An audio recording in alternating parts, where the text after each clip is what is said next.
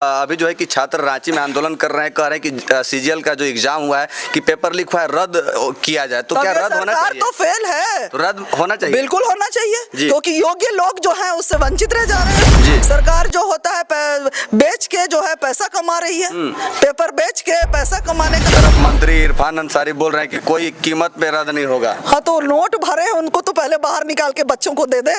इतना बच्चों के लिए दर्द है तो विद्यार्थियों को पता चल जा रहा है। कैसे पता चल जा रहा है? क्योंकि कहीं तो सत्य की जीत है ना। यही राम राज्य है। गांवों के भी छात्र गए थे, बोल रहे थे कि हम लोग 1-1 रुपए इकट्ठा करके और बोरी बोरी ले जा रहे हैं पैसा। घर आते तक पता चल रहा है कि पेपर लीक हो गया। और कब? आज तो एग्जाम दिया है विद्यार्थी बहुत सारे जगह पे, आप लोग सब पता है। अभी तक रिजल्ट नहीं निकला है। मैं बहुत बच्चे बोल रहे हैं पंच पत्र जो हमारा है उसमें मैनिफेस्टो बना हुआ है कि कैलेंडर बनेगा और एग्जाम कब होगा विद्यार्थी को पहले से पता होगा। ऐसा चीज नहीं बोलते कि सरकार आई नहीं है, हम कहीं से उधार लेके अब ये दे दे।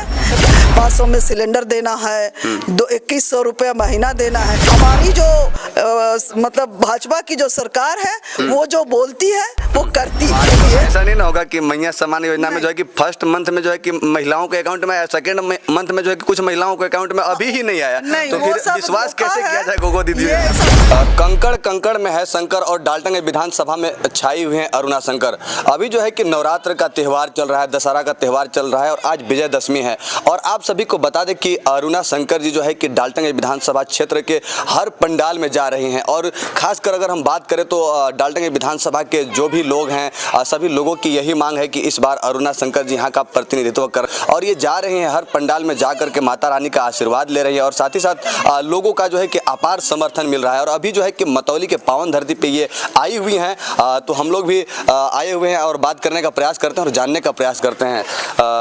आज जो है कि विजयदशमी के दिन आप डाल्टन विधानसभा के हर क्षेत्र में जा रहे हैं, सुदूरवर्ती इलाके में जहाँ सड़क की स्थिति जो है कि जर्जर है, वैसे जगहों पे आप जा रही हैं और लोगों को जो है से मिल रही हैं, माता रानी का आशीर्वाद ले रही हैं। क्या कहेंगे?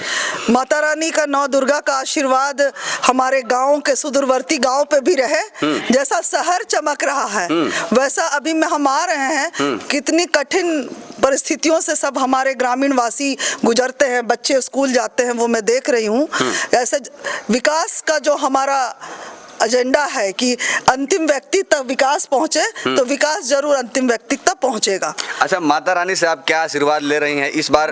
क्योंकि लोगों की तो डिमांड है, लोग चाह रहे हैं कि जिस तरह से आपने शहर को चमकाने का काम किया उसी तरह से गांव क्षेत्र को भी चमकाए, क्योंकि डाल्टन के 76 विधानसभा में हर सुदूरवर्ती इलाके में भी जाने के लिए सड़क की स्थिति तो काफी ही खराब है। तो क्या माता रानी से उम्मीद करते हैं इस बार आपको टिकट मिलेगा और यहाँ का प्रतिनिधित्व करेंगे? बस माता रानी का आशीर्वाद रहे जी हमारे ऊपर के आला कमान का। यदि हमारा मेरे ऊपर विश्वास रहेगा तो मैं उनके विश्वास पर खरी उतरूंगी।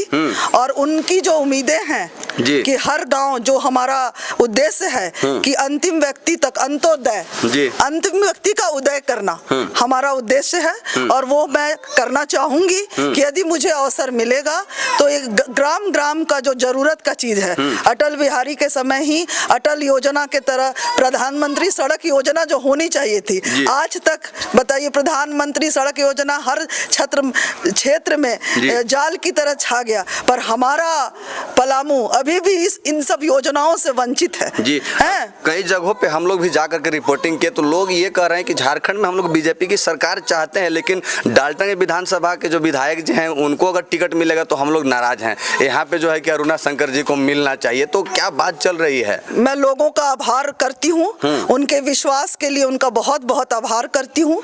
और यदि उनका स्नेह आशीर्वाद सभी का मिलेगा तो मैं उनके विश्वास में भी खरी उतरने की कोशिश करूंगी। आज राजनीति की ज्यादा बात नहीं कर रहे हैं, लेकिन बस एक दो बात बस करना चाहेंगे कि हो गया बस एक बात जो है कि करना चाहेंगे कि अभी जो है कि आपकी सरकार जो है कि गोगो दीदी योजना लॉन्च की है, तो इससे क्या बहनों को, माताएं बहनों को फायदा मिलने वाला है? क्योंकि झारखंड सरकार के द्वारा 1000 दिया जा रहा है, लेकिन वहीं जस्ट अगर आपकी सरकार की बात किया जाए तो 2100 रुपया माताएं बहनों को देने की बात की जा रही है। देखिए, इस सरकार का तो अंतिम कहते हैं ना कि अंतिम वो चल रहा है, अंतिम खेला, अंतिम कार्ड ये सोच रहे हैं कि 1000 यदि हम दे देंगे माताओं बहनों को, तो माताएं बहनें कभी वो अपने यशस्वी प्रधानमंत्री का विश्वास कभी नहीं तोड़ेंगी, क्योंकि उन्होंने 2014 से चाहे जो भी योजना गरीबों के लिए लाया, चाहे जनधन योजना हो, शौचालय योजना हो, माताओं बहनों का इज्जत का जो आज था वो उसकी योजना हो, और प्रधानमंत्री आवास योजना हो, और ऐसी बहुत सारी योजनाएं, किसान सम्मान योजना है, बच्चियों का किशोरियों की योजनाएं हैं जो अनावरत चल रहा है।